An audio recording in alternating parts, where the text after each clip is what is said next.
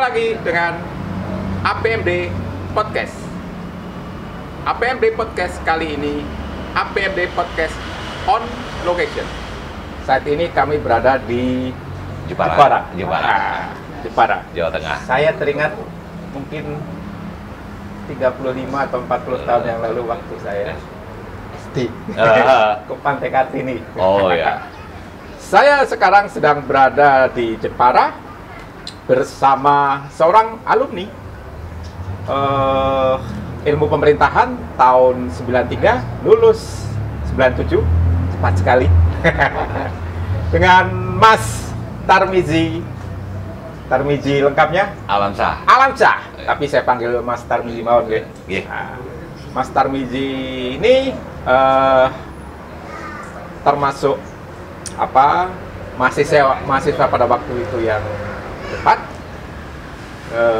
sehingga begitu lulus sekarang aktif di pendamping desa. Pendamping desa. Nah, betul, pendamping desa. Sekarang yang ingin saya tanyakan pertama, Mas Tarmizi, apa yang Mas Tarmizi lakukan sebagai pendamping desa, terutama setelah pelaksanaan undang-undang desa? Alhamdulillah, semenjak saya di APMD, STPMD khususnya, begitu saya pertama berkecimpung di penggiat desa, terutama di pendamping desa, untuk melaksanakan daripada undang-undang desa tersebut, sangat-sangat pas gitu sekali. Sangat pas sekali di dalam di undang-undang desa tersebut. Banyak sekali di pemberdayaan yang selama ini, terutama di pemerintahan desa, banyak hanya dipandang sebelah mata. Ini mereka hanya bersifat infrastruktur atau yang lainnya. Dengan adanya kita pendamping desa, bisa untuk memberdayakan masyarakat untuk berkecimpung di dalam pemerintahan desa, terutama di dalam pembangunan. Karena selama ini kita di desa itu sebelum undang-undang desa, di dalam pelaksanaan perencanaan, pelaksanaan kegiatan itu hanya dikuasai orang-orang tertentu. Begitu kita masuk, memberikan pemberdayaan agar mereka itu bisa terlibat semua, baik di dalam perencanaan, di dalam pelaksanaan. Nah, itu jadi masyarakat bisa merasakan bagaimana mereka diberdayakan. Nah, kan seperti itu. Nah, terus yang kedua, dengan saya belajar di APMD, di situ sekali dasar-dasar saya untuk menjelaskan kepada masyarakat, ke pemerintahan desa dan pun birokrasi di atasnya itu bernyambung gitu. Seperti itu. Jadi, artinya ilmu yang Mas Tarmizi pelajari di kampus desa Timoho itu berguna sekali. Alhamdulillah sangat-sangat berguna sekali menurut saya.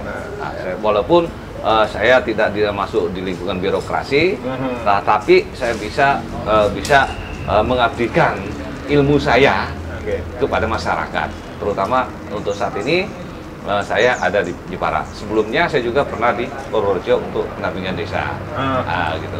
Jadi pengalaman Mas Tarmizi mendampingi desa itu kira-kira setelah lulus ya, itu berapa desa? Dan sekarang ini desa keberapa? Kalau saya waktu di Purworejo itu hampir 30 desa, satu kecamatan. Tapi Purworejo satu desa hampir 40 kecamatan kan. Purworejo saya dengar banyak sekali ya. Alhamdulillah di Jepara 2016 satu kecamatan itu 15 desa. Satu kecamatan 15 desa yang kita dampingi. Nah, bagaimana pengalaman Mas Tarmizi dalam mendampingi desa, antara satu desa dengan desa lain itu kan punya karakter yang berbeda-beda. Bagaimana pendekatan yang Mas Tarmizi lakukan desa yang berbeda-beda itu? Kita pendekatan secara personal, terutama ke sesepuh desa, terus yang kedua ke pemerintahan desanya. Sebelum kita masuk ke berkecimpung langsung ke masyarakat, karena sistem kalau di Jepara atau di desa lainnya kan segala sesuatu apapun terjadi itu harus melihat dulu gitu dari ini ya, karena yang siapa yang mereka segani di desa tersebut. Seperti itu ya yang kita lakukan.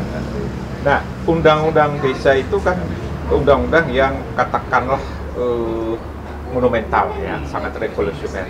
Tetapi kemudian kan ada peraturan pemerintah, ada peraturan menteri, ada peraturan gubernur, ada mungkin peraturan kabupaten yang kadang-kadang malah apa, mengurangi atau apa istilahnya. Nah, bagaimana Anda, Mas Tarmizi, melihat itu? Katakanlah di lapangan terutama. Iya, kita kadang dibenturkan seperti itu di lapangan. Semenjak kita jadi pendamping, kita langsung ke pusat, langsung ke Kementerian Desa. Kita tetap mengacu Kemendes itu, terutama untuk di dalam perencanaan. Di dalam Kemendagri juga kita itu juga, terutama di perencanaan juga. Kadang-kadang kita juga bingung. Yang saat ini, seperti di Permendagri nomor 114, terus kemudian Permendes ini muncul nomor 17 tentang perencanaan. Isinya hampir sama. Isinya hampir sama. Nah, tapi dari dua institusi yang berbeda, kan seperti itu. Nah, maka kita juga saat ini mengawal itu kan, bagaimana mengawal kita yang dari memang kita dari kementerian, kadang-kala di kabupaten sendiri perbubnya kan menyesuaikan daerah masing-masing. Dia menyesuaikan itu dalam artian tidak semua kegiatan tersebut bisa diikuti oleh yang diikuti untuk daerah. Karena kan ada daerah kan berbeda-beda, karena yang pusat kan untuk menyuruh untuk seluruh Indonesia kan seperti itu. Pasti kendala di situ kita dari. Sejauh ini kendala apa yang pernah Mas Tarmizi temui di lapangan yang sangat sangat besar lah? Kebijakan. Iya, betul. Karena kebijakan antara itu terutama dari atas. Kebijakan dari mana? Betul, dari kabupaten kan seperti itu. Nah, kemudian dampak di desa seperti apa atas kebijakan itu? Karena desa sendiri bingung. Karena mereka sering konsultasi ke kita, mau seperti apa seperti ini. Kadang-kadang ya kita sendiri udah mengarah kebijakan, kita tidak bisa.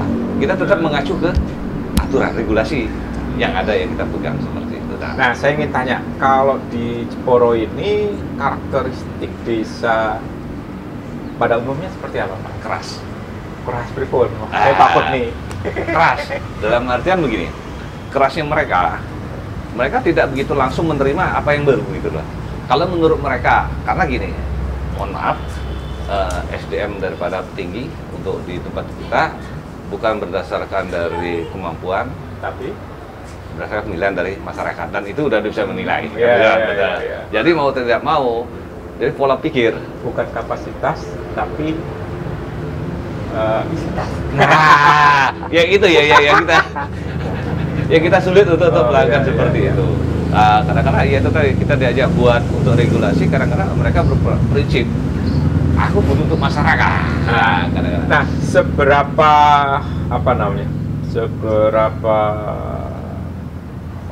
berperan seorang pendamping di tengah warga masyarakat atau terutama di tengah perangkat desa dan perangkat desa yang Mas Tarmizi alami selama ini?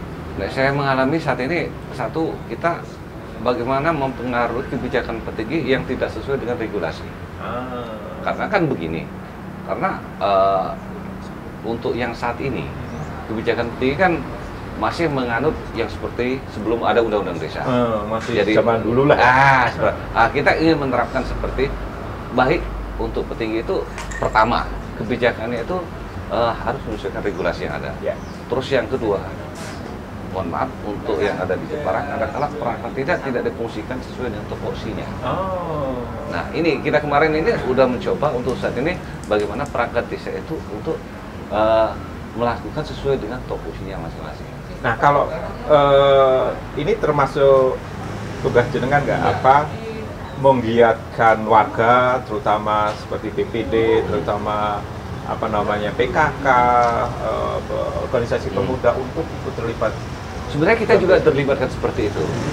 Kelembagaan di desa kita libatkan, kita gerakkan untuk bagaimana seperti apa yang saya katakan tadi, untuk membangun desa ini tanpa adanya kontribusi nominal kan seperti itu. Yang diutamakan untuk niat mereka untuk membangun desa. Kan.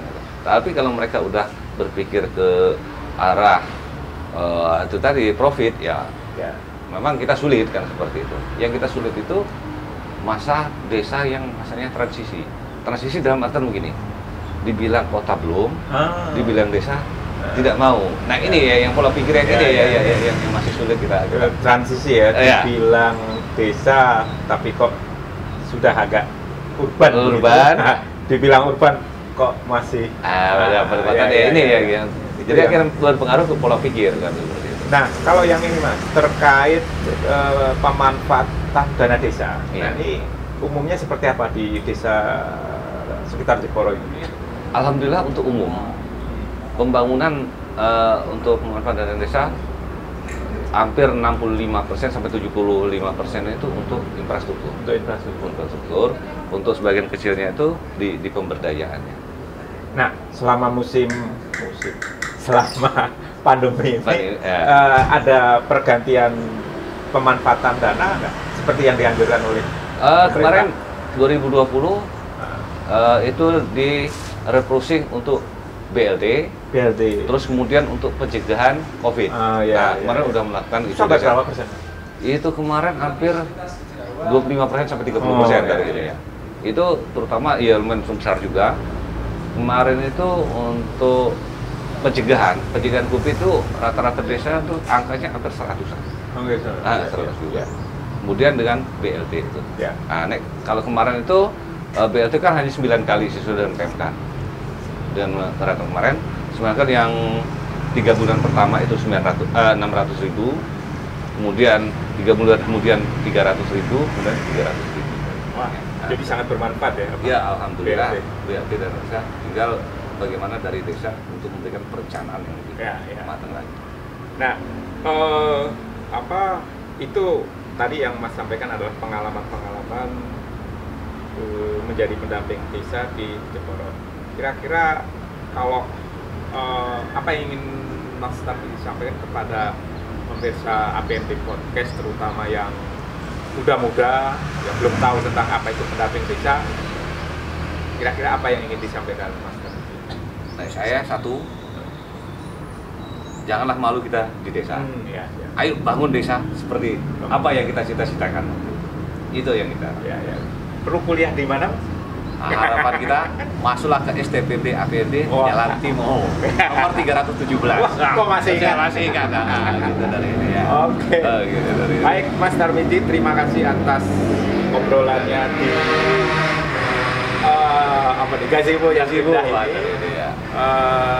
Selamat terus menjalankan aktivitas sebagai pendamping desa di Kabupaten Jeporo. Semoga sukses.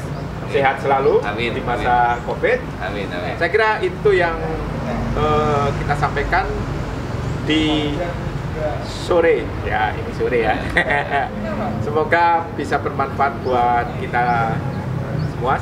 Sekali lagi terima kasih buat Mas Darmiji dan terima kasih juga buat pemirsa semua. Sampai di sini APMD Podcast.